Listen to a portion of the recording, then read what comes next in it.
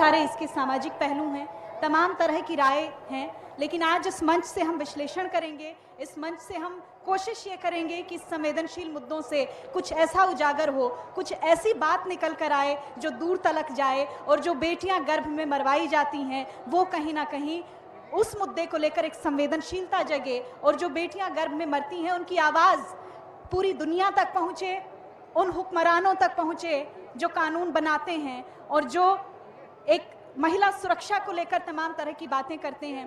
क्योंकि ये विषय बहुत ही संवेदनशील विषय है और मेरे लिए ख़ास तौर पर बहुत महत्वपूर्ण है, क्योंकि पिछले 15 साल से मैं बेटी बचाओ अभियान से जुड़ी हूँ।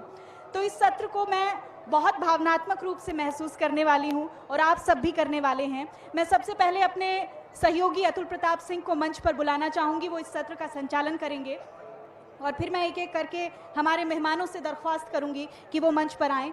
प्रीतिपाल जिंदल जो कि समाज सेवी हैं, आपका बहुत बहुत स्वागत है। जोरदार तालियों के साथ स्वागत कीजिएगा, अभिनंदन कीजिएगा हमारे तमाम मेहमानों का। Doctor RC. Mishra, managing director, Haryana police housing corporation, आपका बहुत बहुत स्वागत है सर। जोरदार तालियां सर के लिए। श्रीमती अर्चना मिश्रा, कुलपति हैं doctor Bhimrao Ambedkar national law university की, आपका भी बहुत बहुत स्वागत है मैम मंच पर। रेणु बाला, मेयर करनाल हैं, आपको भी हम मंच पर आमंत्रित करते हैं जोरदार तालियों के साथ। उमा सुधा, अध्यक्ष हैं थानेसर नगर परिषद संचार की, आपको भी आमंत्रित करते हैं मंच पर मैम, जोरदार तालियां एक बार। कन्या भ्रूण हत्या या बलात्कार होने पर फांसी का प्रावधान होना चाहिए, एक बड़ा प्रश्न, गहरा प्रश्न विश्लेषण करेंगे इस सत्र के दौरान। Over to you Atul ji.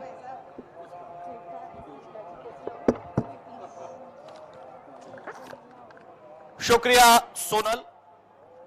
तो जैसा लगातार इस कार्यक्रम के जरिए हम इस बात का जिक्र कर रहे हैं कि क्यों आखिर ये विषय हमें चुनना पड़ा और इस पर चर्चा करनी पड़ी है।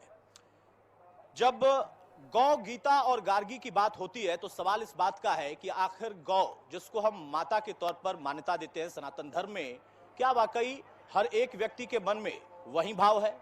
हम जब गीता की बात करते हैं तो हमें लगता है कि हाँ बहुत सकारात्मक है, हर एक श्लोक से बड़ा संदेश जाता है, लेकिन क्या वो हमारे जीवन में उतर पाता है, ये सवाल मन में आता है। जब हम बात करते हैं गार्गी की, एक विदुषी महिला जिसने शास्त्रार्थ करके बड़े बड़े जो उस वक्त के विद्वान थे उनको परास्त किया और वो एक सिंबल बन गई। आज हर एक बेटी के लिए, महिला के लिए जब गार्गी का जिक्र होता है तो कहा जाता है कि वो सिंबल है। लेकिन क्या वाकई हरियाणा, जो कि लिंगानुपात को लेकर इस वक्त बहुत अच्छी सुधार वहां पर दिखाई दे रहे हैं, लेकिन इसके लिए बदनाम भी रहा था। सरकारों ने काम किया, समाज ने काम किया, तो उन लोगों को उसका कहीं ना कहीं अब प्रतिफल मिला है, लेकिन क्या उस स्तर तक मिल पाया जिसकी हम उम्मीद कर रहे थे? ये बहुत सारे सवाल है। मैं शुरुआत करूंगा सबसे पहले रेणु बाला जी आपसे ही। एक मेयर होने के नाते ये आपकी प्रथम जिम्मेदारी हो जाती है कि आप शहर को कैसे संभालें, और वहां पर वो भी कुरुक्षेत्र की अगर बात हो रही है तो आपको क्या लगता है कि चुनौती क्या आती है इन तीनों ही मुद्दों पर? धन्यवाद। आज सर्वप्रथम नवरात्रि के प्रारंभ पर मैं सभी को बधाई और शुभकामनाएं देते हुए आज इंडिया न्यूज़ का इस बात के लिए आभार व्यक्त करती हूँ कि आपने गीता माता की इस धरती से इस अभियान को चलाया, गौ, गीता और गार्गी का। और जिस तरह से आप बात कर रहे थे कि सामाजिक जिम्मेदारियां निभाने की, तो कहीं ना कहीं जब समाज हमें बढ़कर सहयोग करता है तो आज आप देख रहे हैं कि महिलाएं हर उस क्षेत्र में आगे बढ़ रही हैं। और मैं तो स्वयं कल्पना चावला की उस धरा से आती हूँ जिसने विश्व के इतिहास में भारत में का मानचित्र पर उन्होंने अपनी एक ऐसी छवि छोड़ दी कि पूरे विज्ञान के इतिहास में जाना जाएगा कि किस तरह से हमारी महिलाएं अंतरिक्ष को छू रही हैं। और आप जिस तरह से सामाजिक जिम्मेदारियों की और परिवार की जिम्मेदारियों की बात करते हैं, तो मैं ये समझती हूँ जब महिला किसी जिम्मेदारी को संभालने के लिए निकलती है तो वो हर संभव प्रयास समाज के सहयोग के साथ वो कर सकती है, जिसमें आगे बढ़कर अपने शहर के लिए, अपने देश के लिए कोई काम करने के लिए बहुत अच्छे ढंग से अपने आप को प्रस्तुत कर सकती है। बिल्कुल सही बात कही आपने रेणुबाला जी, लेकिन सवाल फिर उठ जाता है कि महिलाएं तो कोशिश कर रही हैं, समाज कितना बदला है। सवाल फिर उठ जाता है कि उन महिलाओं की चुनौतियां क्या है। एक बेटी जब पैदा होती है तो यहां सवाल जिसका जिक्र मेरी सहयोगी सोनल कर रही थी कि वो लगभग पिछले 12-14 साल से वो बेटी हरियाणा की ही बेटी है, वो ये मुद्दा उठाती रही कविताओं के जरिए अलग अलग मंचों पर कि क्यों आखिर भ्रूण हत्या वो भी बेटियों की खास तौर से। यहां पर बहुत अहम सवाल होगा। आरसी मिश्रा साहब है, आईपीएस है, क्या मैकेनिज्म डेवलप किया सर? मैं चाहूंगा माइक ले लें आप। और उस मैकेनिज्म से आपको लगता है, क्योंकि जो भ्रूण हत्या की बात होती थी और आज बहुत सख्ती हमने देखी पिछले तमाम सरकारों के दौर में और इस सरकार के दौर में भी, कि एक बाकायदा मुहिम सी चला दी गई, मैकेनिज्म ऐसा डेवलप किया गया कि यूपी से यहां आने वाले या तमाम जगहों से एक सेंटर सा बना हुआ था, वो हमने टूटते हुए देखा है। खुशी तो होती है, लेकिन एक बड़ा नेक्सस था, कैसे चल रहा था और कैसे तोड़ा? नमस्कार, मैं कहना चाहूंगा कि भ्रूण हत्या पे जो जागरूकता अभियान हरियाणा में पिछले 10-15 सालों में हुआ है, मैं समझता हूँ देश के किसी कोने में इतना प्रयास नहीं किया जी। और इस प्रयास में काफी हद तक हम लोग सफल हुए हैं। इसमें जो है सरकार की जो नीतियां थी, प्रशासन का जो साथ था, पुलिस और जो डॉक्टर थे, सभी मिलकर के हेल्थ डिपार्टमेंट के साथ हम लोगों ने जगह जगह रेड की। जी। जो इस तरह के अवैध सेंटर खुले थे जहाँ पे आपका लिंगानुपात का जो है चेक होता था, लिंग चेक करते थे जी। और पहले ही उसको जो है यदि वो फीमेल होती थी उसको गिरा देते थे या उसकी भ्रूण हत्या कर देते थे, उस पर जो है पूरा लगाम लगाया गया। और आज के समय में यदि हम कंपेयर करें तो पिछले जो 15 साल पहले जो लिंगानुपात था और आज जो है उसमें बहुत फर्क पड़ा है। भाई इस पर जोरदार तालियां होनी चाहिए कम से कम, ये उत्साह बढ़ाने जैसा होता है जी। और समाज में जागरूकता भी बहुत आई है। जो लोगों का एक कंसेप्ट था कि नहीं लड़का ही चाहिए लड़की नहीं, लेकिन अब वो समय आ गया है कि हर व्यक्ति चाहता है कि लड़की भी चाहिए, क्योंकि लड़की के बगैर लड़के की उत्पत्ति नहीं हो सकती। इसलिए जननी जो है लड़की होती है, उसको हम माँ कहते हैं और उसी से जो है आगे जो इस सृष्टि की उत्पत्ति होती है। इस सृष्टि में सभी लोग तभी पैदा होंगे जब यहाँ पे लड़की होगी। तो इसलिए हमारे जो है शास्त्रों में भी, हमारे जो है कानून में भी और समाज में भी इसके बारे में लोगों को काफी जागरूक किया जा रहा है। और इसमें जो लोगों के दिमाग में मिसकंसेप्शंस हैं उनको दूर किया जा रहा है और दोनों को जो है बराबर का स्थान देने की कोशिश की जा रही है। बायोलॉजिकली यदि मैं कहना चाहूँ तो बायोलॉजिकली आप देखें जो फीमेल हैं वो ज्यादा पावरफुल होती है, बशर्ते मेल में एक्स एंड वाई क्रोमोसोम होते हैं जी। फीमेल में डबल एक्स क्रोमोसोम होते हैं।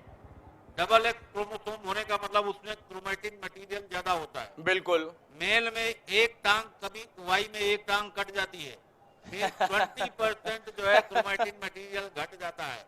तो जो रेजिस्टेंस पावर है, जो स्ट्रेंथ है, जो एडवर्स कंडीशन को बर्दाश्त करने की क्षमता है जी, जो फीमेल में है वो मेल में नहीं है। इसलिए आप ये देखेंगे कि जब भी जो है डेथ की संख्या देखेंगे, यदि जिस समय बच्चे पैदा होते हैं या जो है पेट में, तो ज्यादातर मेल के होते हैं क्योंकि वो ससेप्टेबल होते हैं। फीमेल जो है उसमें स्ट्रांग पावर होती है, ज्यादा क्रोमैटिन मटेरियल होता है, ज्यादा उसमें स्ट्रेंथ होती है, तो कभी भी उसमें इतनी प्रॉब्लम नहीं आती। तो नेचर ने भी फीमेल को बेटर पोजीशन दी है, उसने ज्यादा क्रोमैटिन मटेरियल दिया है, ज्यादा फाइटिंग टेंडेंसी दी है, क्योंकि फीमेल से ही मेल की उत्पत्ति है जी। मैं समझता हूँ कि भ्रूण हत्या जो हमारे यहाँ कुछ अंधविश्वासों के कारण हुई थी, अब धीरे धीरे वो समाप्त हो रही है, लोगों में जागरूकता हो रही है, प्रशासन पूरी तरह से एक्टिव है, पुलिस लगातार हेल्थ डिपार्टमेंट के साथ रेड कर रही है और धीरे धीरे ये जो व्यवस्था है ये समाप्त होती जा रही है और आगे जो है मेल और फीमेल दोनों को बराबरी का दर्जा है, दोनों बराबर हाथ मिलाकर आगे बढ़ेंगे, समाज का उत्थान होगा, देश खुशहाल होगा और हम हमेशा प्रगति के पथ पर आगे बढ़ेंगे। बड़ी बात है सर। मैं चाहूंगा कि आप माइक मैम को दे दें। जैसे आप लोगों ने जीवन साझा किया और कर रहे हैं, वैसे ही माइक भी आज साझा करना पड़ेगा। थोड़ी कमी हमारी है, लेकिन ये मौका मुझे मिला, कम से कम आपने ये माइक मेरे कहने पर साझा कर लिया। मैम, एक कुलपति के तौर पर अब मैं बेटियों की उत्पत्ति, भ्रूण हत्या, उस पर तो सर ने बहुत अच्छी बात कही, लेकिन फिर एक शिक्षा को अगर हम उससे जोड़ें, क्योंकि गार्गी को हम सिर्फ इतना नहीं सीमित कर सकते कि एक बच्ची पैदा हुई या भ्रूण को, गार्गी को मैं ऐसे देखता हूं कि वो पैदा हुई और उसके अंत तक, जब तक उसका जीवन है, वो सफरनामा कितना चुनौतीपूर्ण है आज के दौर में या था। आप कैसे इस पर काम कर रही हैं, कैसे प्रेरित करती हैं बच्चों को?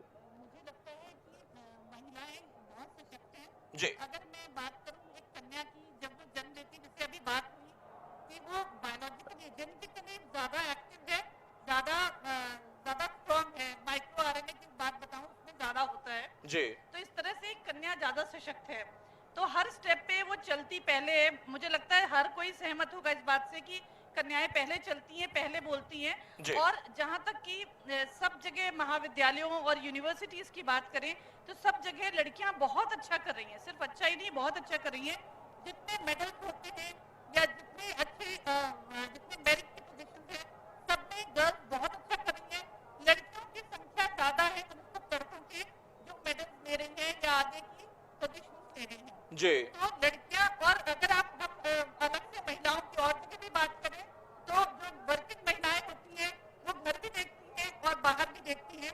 तो इस तरह से, और हम सब जानते हैं कि समाज में महिलाएं घर को भी देखती हैं, बाहर देखती हैं, उसके अलावा भी बहुत सारे कार्य जो हैं बिल्कुल। महिलाएं जितनी शांति से कर देती हैं, जितनी समस्याओं को जितनी शांति से वो समझा लेती है, जी। शायद पुरुष मतलब कर लेते हैं, ये मैं नहीं कहती, लेकिन महिलाएं ज्यादा अच्छे से करती हैं।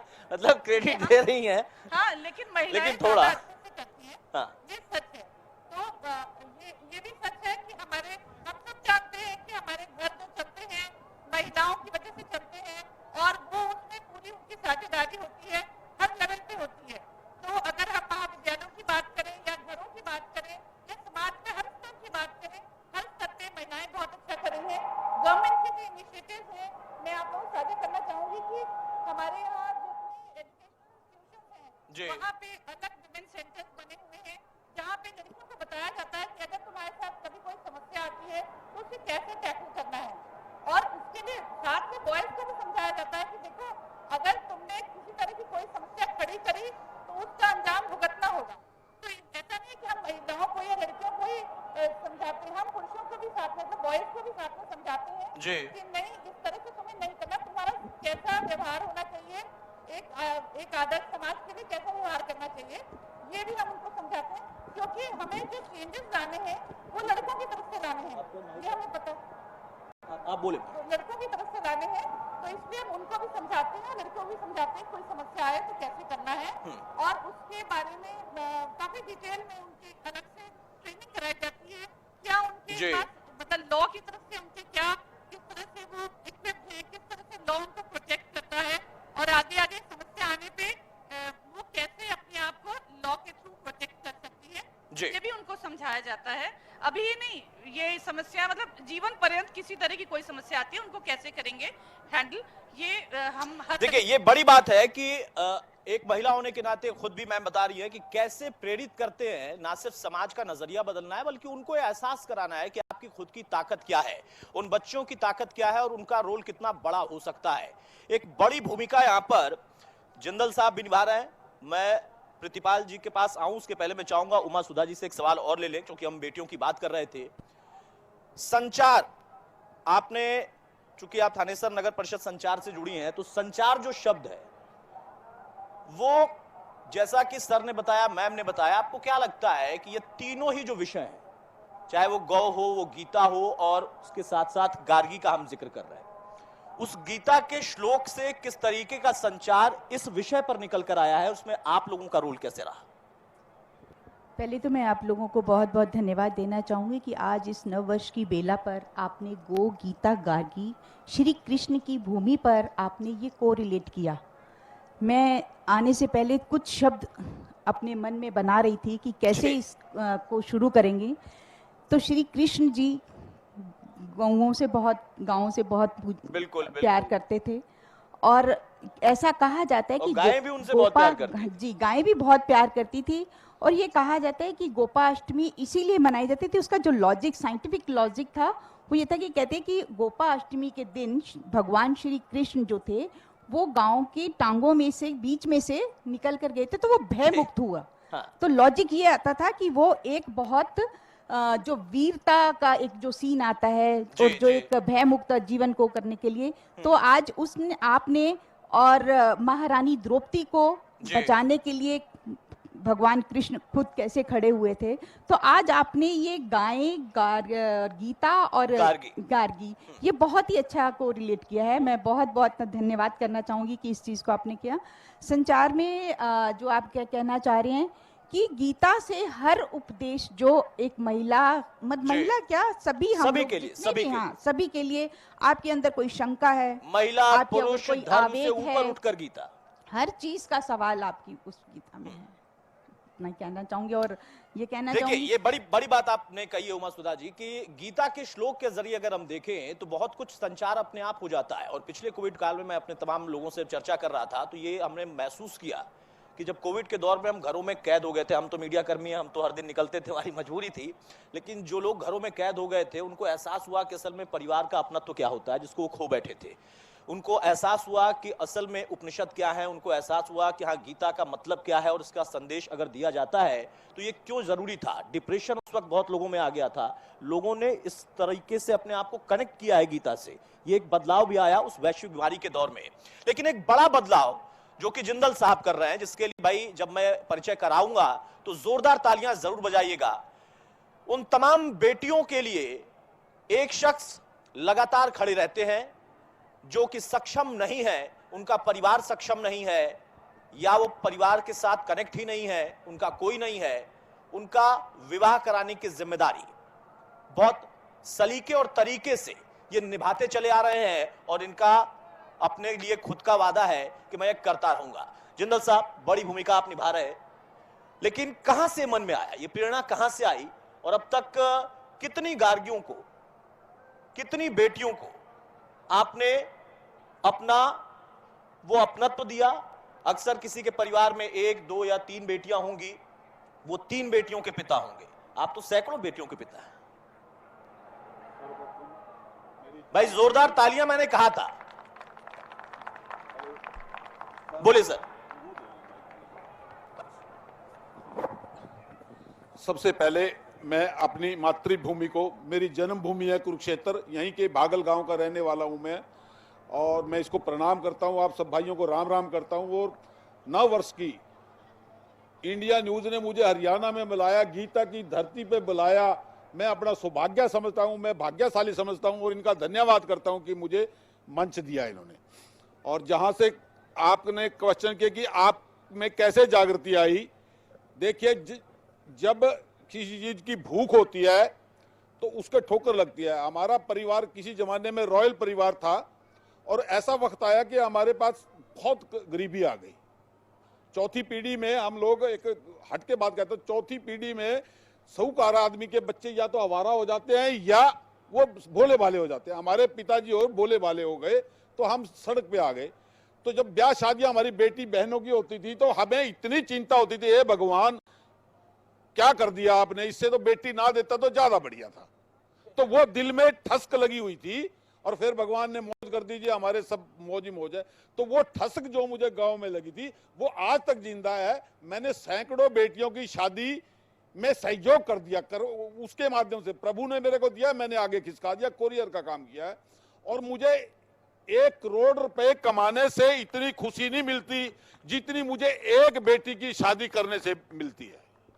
मेरा पूरा परिवार ने मेरे को इसी काम के लिए छोड़ा हुआ है कि आप करते रहो, करते रहो।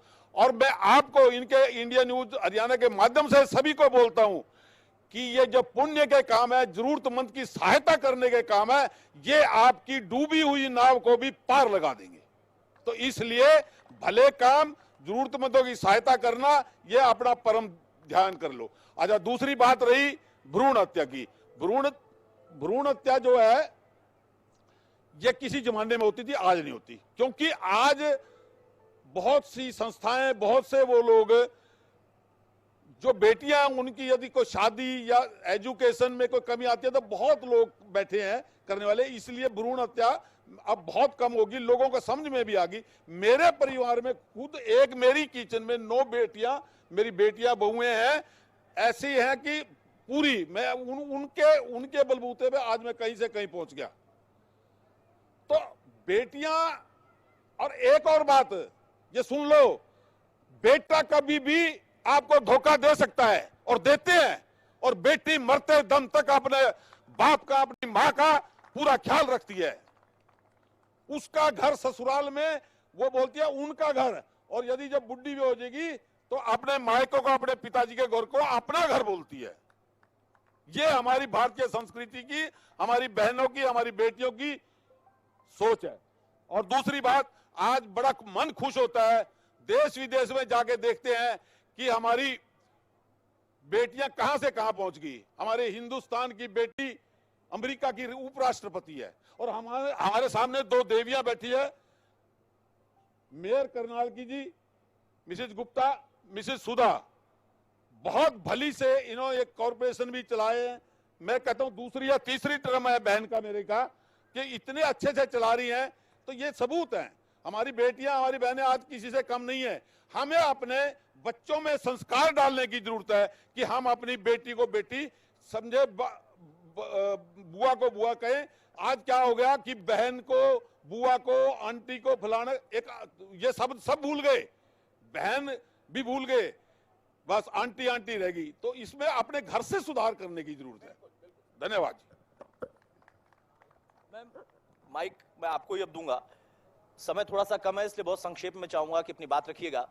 सवाल इस बात का है कि जब आपको एक के बाद एक जिम्मेदारी मिली तो कुछ न तो कुछ रहा होगा, लेकिन आप लोग चूंकि सरकारी स्तर पर या निगम के स्तर पर इस तरीके के कौन से और नए अभियान लाना चाहते हैं, वो चाहे गाय की बात हो, चाहे गीता के संदेश को और व्यापक तौर पर ले जाने की बात हो, कुरुक्षेत्र की धरती जो कि पहचान तो रखती है वैश्विक तौर पर, लेकिन उस धरा को क्या वो सब कुछ मिल पाया है जो उसका हक है, वहां के लोगों का हक है, बेटियों का हक है? आज आपने बात करी कि जिस तरह से बेटियों के लिए मैं आभार व्यक्त करती हूँ माननीय प्रधानमंत्री जी का, जिन्होंने एक अभियान हरियाणा की भूमि से चलाया, और आप देख रहे हैं कि हरियाणा में ये बदलाव आया, और हमारे माननीय मुख्यमंत्री जी ने बिल्कुल इसको संज्ञान में लेते हुए पूरी तरह से सतर्कता के साथ इस अभियान का पालन किया, और आज हम अपनी बेटियों को बचा भी रहे हैं, उन्हें पढ़ा भी रहे हैं, उनका संवर्धन भी हो रहा है। बात करें गाय की, तो आज निगम के तौर पे मैं अपने शहर की तौर पे बताऊंगी कि हमारे गांव में, हमारे शहर में हमने एक नगर निगम की तरफ से बेसहारा गौवंश के लिए एक गौशाला और नंदीग्राम बनाए हैं, जिसमें लगभग 2500 उसमें गौवंश, हम जो लोग बेसहारा छोड़ देते हैं उन्हें सामाजिक जिम्मेदारी, सामाजिक संगठनों के साथ मिलकर निर्माण नगर निगम की तरफ से किया गया, और उसमें पूरी व्यवस्था नगर निगम की है, जिसमें हम अपने गौवंश को संवर्धन के लिए उन्हें सहारा और उनके पालन कर रहे हैं। और आज गीता माता की धरती से मैं सरकार का दिल से आभार व्यक्त करती हूँ कि गीता जी को जिस तरह से ये महाभारत की भूमि से कुरुक्षेत्र की धरा गीता जी की भूमि के नाम से जानी जाए, तो इसके लिए हमारी सरकार ने, हमारे माननीय मुख्यमंत्री जी ने यहाँ कुरुक्षेत्र की धरा पर एक गीता ज्ञान संस्थानम, जिसका पूरी तरह से निर्माण कार्य चल रहा है, और जिसमें हमारे संत के मान्य, हमारे पूजनीय मनीषी स्वामी ज्ञानानंद जी महाराज जी, जिसमें पूरी तरह से गीता जी के प्रचार और प्रसार के लिए कि किस तरह से देश में गीता जी का और पूरे प्राणी मात्र के लिए किस तरह से गीता जी का संदेश पहुंचे, तो वो उन्होंने यहाँ पर एक ज्ञान संस्थानम के बनाकर बहुत अच्छा एक प्रयास कि कुरुक्षेत्र की धरा गीता जी के नाम से जानी जाए। और इस तरह से सरकार और प्रशासन पूरी तरह से अपनी जिम्मेदारियों को निभाते हुए अपना काम कर रहा है। और इसमें आभार है सरकार के साथ सामाजिक संगठनों का, सामाजिक व्यक्तियों का, जो इसमें बढ़ चढ़कर हिस्सा लेते हुए अपनी जिम्मेदारी को बखूबी निभा रहे हैं। बड़ी बात है, और ये अगर प्रयास चलता रहा तो उसका कहीं ना कहीं एक सकारात्मक परिणाम आ भी रहा है और भविष्य में आएगा भी। आरसी मिश्रा साहब, समय कम है, आपसे भी गुजारिश करूंगा बहुत संक्षेप में अपनी बात रखिएगा। कानूनी पहलुओं की हम बात कर रहे थे, जैसा कि जिंदल साहब ने कहा कि भ्रूण हत्या पहले कभी एक बात होती थी। मुझे लगता है कि बहुत पहले की बात तो नहीं है, लेकिन हाँ अब कम हुआ है। वो कानूनी पहलू क्या थे या क्या है जो कि बेटियों को भी पता होने चाहिए, समाज को भी पता होना चाहिए, जो आप लोगों ने मैकेनिज्म डेवलप किया? देश सरकार ने बहुत से कानून इसके बनाए हैं। पहले तो कॉन्स्टिट्यूशन में आपने देखा कि महिलाओं को राइट टू इक्वलिटी, जी, बराबरी का दर्जा दिया गया है। उनके प्रोटेक्शन ऑफ जो है फीमेल राइट, उसके बारे में काफी जो है कानून में दिया गया है। और सबसे बड़ा जो बदलाव आया है जो पीएनडीटी एक्ट जो बना है, बिल्कुल बिल्कुल, डिस्क्रिमिनेशन ऑफ जो इनका जो सेक्स का और इसका होता था जी, वो जब कानून बना है तो उसका इम्पैक्ट समाज में बहुत बड़ा है। और उसके आधार पर जो एक्शन हुए हैं उससे भी लोगों में काफी भय पैदा हुआ है। और उसका रिजल्ट ये हुआ कि आज जहां जहां आप जाइएगा देखिएगा ज्यादातर लोग अब कहीं भी अपने यहाँ जो उनके अल्ट्रासाउंड मशीन्स हैं उनको जो है बहुत ही संभाल के रख रहे हैं। जी, कोई अपने नीचे जो स्टाफ उसको नहीं दे रहे। कई बार डॉक्टर्स जो क्लिनिक्स हैं, डॉक्टर्स को नहीं पता, लेकिन जो ऑपरेटर है वो चुपचाप जो है क्लिनिक से अपना वो कर करके जो है जी, बता देता सेक्स डिटर्मिनेशन करके कि क्या है इसमें। तो उनको भी जो है काफी टाइट कर दिया गया है। और लगातार जो है रेड्स हो रही है पुलिस और हेल्थ डिपार्टमेंट की। वो रेड्स में हम लोग लगातार लोगों को पकड़ रहे हैं। और उसके साथ साथ हम लोगों ने बहुत से और भी जो है तरह के जो है इसमें जो है कार्य किया है, जी, जिससे कि हमारा जो इसकी खुफिया तंत्र है, जो हमारा पब्लिक कंटैक्ट है, जो हमारा हॉस्पिटल के साथ जो लिंक है, जो हमारे सोशल जो है न्यूज के साथ लिंक हैं, जी, तो हर जगह से कहीं ना कहीं से हमारे को कानूनी तौर पे चीजों का पता चलता है। लोग हमारे को इन्फॉर्म करते हैं और उसके आधार पे हम जितने भी लीगल कार्रवाई है वो करते हैं। और उससे जो है इसमें काफी गिरावट आई है, काफी गिरावट आई और उसका एक जो टारगेट था कम से कम वो अचीव वो कर रहे हैं। हमने अचीव किया। जी मैम, आपसे सवाल मेरा संक्षेप में ही जवाब आपसे भी उम्मीद करूंगा। सवाल सिर्फ इतना कि जब हम शिक्षा के क्षेत्र की बात करते हैं तो एक से एक उदाहरण बेटियों के हैं, और जब गार्गी का हम जिक्र कर रहे थे तो उदाहरण 3000 साल पहले से मिलता है हमें। लेकिन फिर देखिए आपकी बीच में एक अजीब सा शिथिल दौर भी आ गया था। शायद ऐसा नहीं था कि उन बेटियों की वजह से, शायद जो समाज की एक मानसिकता थी या फिर जिस तरीके से एक पुरुषत्व का रहता है कि नहीं ये काम तो सिर्फ पुरुष ही करेंगे, बेटा ही करेगा, उसमें अब काफी बदलाव दिख रहा है। हाँ, समाज की मानसिकता बदली है और मुझे लगता है आगे और बदल रही है। अगर हम देखें तो आज महिलाएं सब जगह जा रही हैं। हमारे सामने कल्पना चावला का एग्जाम्पल है, बिल्कुल, करनाल की ही थी। और उसके अलावा हम देखते हैं डीजीपी की पोस्ट या चीफ सेक्रेटरी की पोस्ट पे महिलाएं हैं, मुख्यमंत्री रही है महिलाएं, जी, तो बहुत मतलब अच्छी गवर्नर हैं महिलाएं। और हमारे सामने महिलाएं बैठी भी हैं जो मतलब अच्छे उसके पोस्ट पे हैं। तो इस तरह से महिलाएं बहुत अच्छा कर रही हैं। पुलिस में बहुत महिलाएं जा रही हैं, बढ़ती जा रही संख्या, आर्मी में महिलाएं जा रही हैं और हम समाज की सोच बदल रही है, तभी ये सब कुछ हो रहा है। मुझे लगता है चेंज हर तरह से है, लेकिन कोई भी बदलाव आते थोड़ा समय लगता है। बिल्कुल, तो बिल्कुल, वही समय की मतलब समय के साथ साथ हम देखेंगे कि बदलाव और आता जाएगा। हम आज दूसरे नजरिए से देखते हैं, आज लड़कियों के लिए ट्यूशन फी भी माफ है कॉलेजेस में, स्कूल में, जी, कॉलेजेस में जो यूनिवर्सिटीज में जो ट्यूशन फी माफ है उसकी वजह से लड़कियां पढ़ भी रही हैं खूब और खूब उनका मतलब काफी रजिस्ट्रेशन काफी हो रहा है उनका। इस तरह से हम कह सकते हैं कि महिलाएं एजुकेशन के फील्ड में बहुत अच्छा कर रही जी। हैं और उसी एजुकेशन एक बहुत बड़ा हथियार है जिसको लेके वो आगे चल रही है और हर क्षेत्र में अपना वर्चस्व कायम कर रही है। तो हम कह सकते हैं कि हाँ, आज का